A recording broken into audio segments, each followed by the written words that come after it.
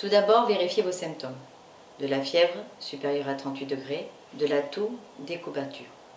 Restez chez vous, ne vous rendez pas au cabinet ni aux urgences. Contactez-nous au numéro habituel si possible le matin. En dehors des horaires d'ouverture du cabinet et en cas d'urgence, veuillez composer le 15. Enfin, protégez-vous et protégez les autres en appliquant les mesures barrières. Lavage des mains 20 secondes régulièrement, distance d'1 mètre les uns des autres, utilisation de mouchoirs jetables, toussez et éternuez dans votre coude. Les rendez-vous sont maintenus et nous allons essayer de fonctionner le plus normalement possible. Seule la prise en charge des patients qui présentent de la toux et de la fièvre change. L'un des 4 médecins du cabinet utilisera la téléconsultation pour prendre en charge les suspicions de Covid-19. Cela devrait être opérationnel dans le courant de la semaine.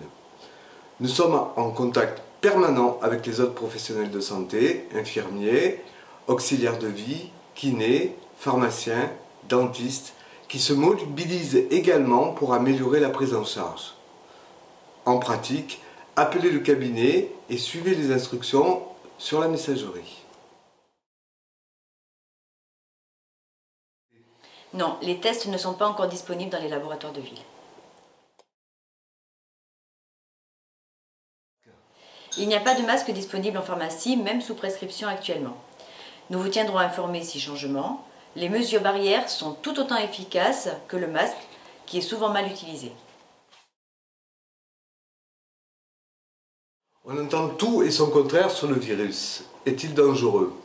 Il s'agit d'un virus dont la famille est très connue. C'est une maladie qui peut être dangereuse, mais dont on guérit à 98%. Ce qui en fait sa gravité, c'est sa grande contagiosité et l'absence d'immunité dans la population.